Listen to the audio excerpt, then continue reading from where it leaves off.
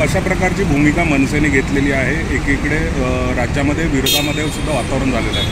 मला असं वाटतं की ज्या माणसाने ज्या पद्धतीचं कृत्य केलं होतं आणि त्याच्यामुळे संपूर्ण महाराष्ट्रात नव्हे तर देशात त्या माणसाबद्दल प्रचंड चीड होती.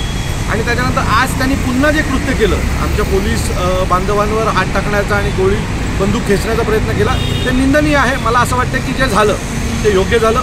आणि ज्या पद्धतीने ज्या माणसाने 3 वर्षाच्या 4 वर्षाच्या मुलीवर हात टाकताना मागे पुढे पाहिलं नाही. मी आधी माझ्या बाईकमध्ये म्हटलं होतं की आमचं सरकार असतं तर यांचं एन्काउंटर केलं असतं, परंतु मला वाटतं की त्याने स्वतःच ती बंदूक खेचून स्वतःच्या पायावर दगड मारून घेतली आणि त्यातून घडलेली ती घटना आहे. झालेली घटना योग्य आहे आणि आम्ही त्याचं समर्थन करतो.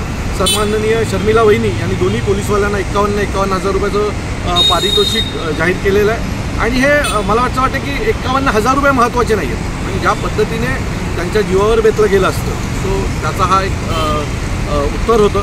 आणि आम्ही पोलीस खात्याचं मनपूर्वक अभिनंदन करतो. अशाचं उत्तर असंच दिलं गेलं पाहिजे. सर, विरोधक म्हणतात की ही हत्या आहे एक प्रकारे केलेली मला असं वाटतं की त्या बाळाचं झालं, बाळावर ज्यावेळेला घटना घडली होती ना त्यावेळेला विरोधक कुठे होते हो?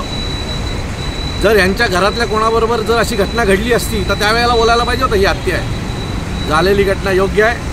आम्हीच नव्हे तर संपूर्ण महाराष्ट्रातली जनता ज्यांच्या घरात 3-4 वर्षाची लहान मुलगी आहे ना ते सगळेच जण मला वाटतं आज आनंदित असतील. त्यावेळेला जे सगळे म्हणत होते की याला फाशी दिली गेली पाहिजे, अशा सगळ्यांचाच आज मला वाटतं जीव शांत झाला असेल. आणि त्याच्यासोबत ज्यांनी गुन्हे घेतले, पोलिसांचा मार खाल्ला त्या आंदोलनामध्ये, त्या सगळ्यांनाच आज आनंद झाला असेल. सर, मॉरल कुठेतरी डाऊन होतंय का पोलिसांचं? अशा जेव्हा घटना होतात तेव्हा अशा फालतू लोकांकडे लक्ष नाही द्यायचो. हे विरोधात बोलणाऱ्या फालतू लोकांचं लक्ष नाही द्यायचं. पोलीस खात्यासोबत आम्ही आहोत. पोलीस खाता ज्या वेळेला ह्यात जर आमच्या एखाद्या पोलीसवाल्याचा जीव गेला असता तर काय केलं असतं या लोकांनी?